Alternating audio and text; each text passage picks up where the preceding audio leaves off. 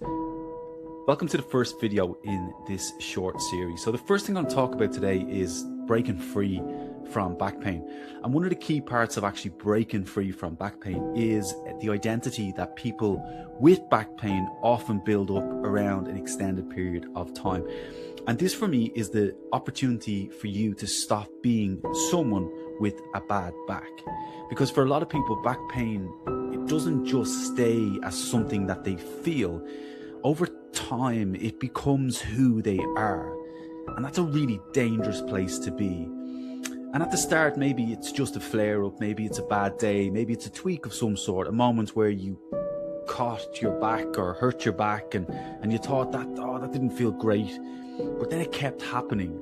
And slowly, without even realizing it, what's happened is you started to change. You started moving differently. You started thinking differently and planning your life differently.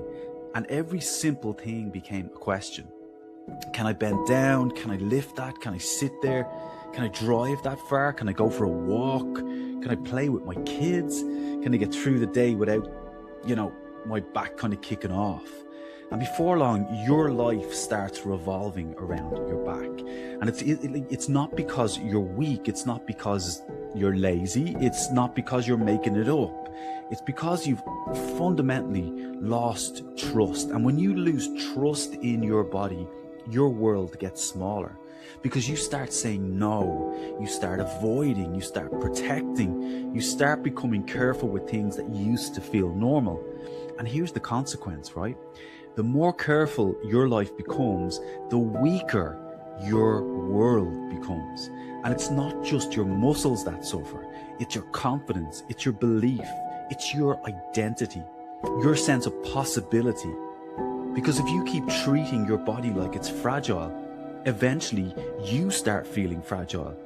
And then the language changes. You don't just say, my back is sore. You say, I have a bad back. My back is gone. I can't do that anymore. I have to be careful. This will make it worse. And when I hear that, and I hear this a lot, and I've heard it a lot over my last 10 years, working with people just like you, I hear identity. I hear someone who has slowly started to believe, this is who I am now. And that is the real trap. Because the biggest problem is not just that your back hurts, and I get it that it hurts. It's that your back has started to decide who you are, what you do, what you avoid, what you say yes to, and what your future looks like. So today, I want to offer you a different possibility. You may have back pain, but you are not your bad back. And that is the opportunity that we have right in front of us today. The opportunity is not just to get another quick hit of pain relief. The bigger opportunity is to break the identity of somebody with a bad back. Because once that changes, and it must change, everything starts to open up. You stop seeing yourself as fragile. You stop treating every movement like a threat.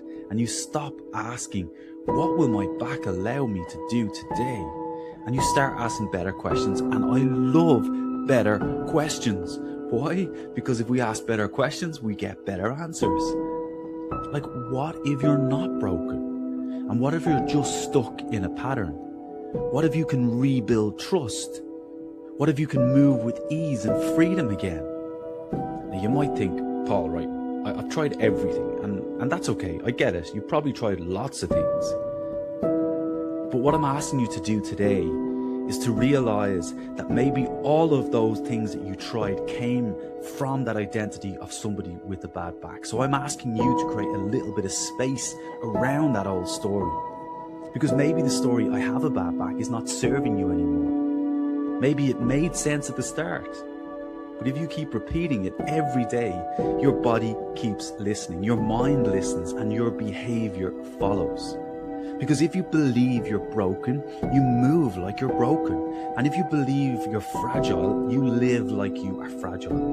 And if you believe your back can't be trusted, you protect, you brace, you avoid, and you shrink your life around it. So here's the first step, right? This is super important. For the next 24 hours, just notice the language you use around your back pain. That's it. Don't try and fix everything. Don't analyze everything. Just notice. How often do you say things like, my back is gone, I can't do that, I'll make it worse, I need to be careful? Those phrases are clues. They show you the identity that you've been living inside. And once you see it, you can start to loosen it and change it. And instead of saying, I have a bad back, try, my back is sensitive, not broken. Instead of, I can't do that anymore, try, I'm learning how to trust my back again. And instead of, I'm fragile, try, my body has learned protection, but protection can change. Now, words don't magically fix back pain, right?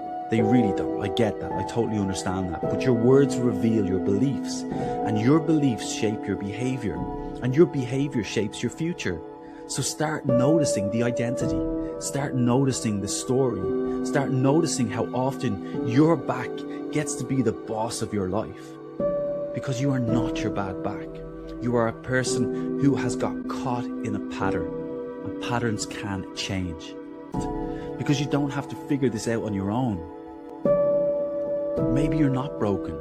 Maybe you've just stopped trusting your body, and that trust can be rebuilt. And in the next video, we'll go one step deeper.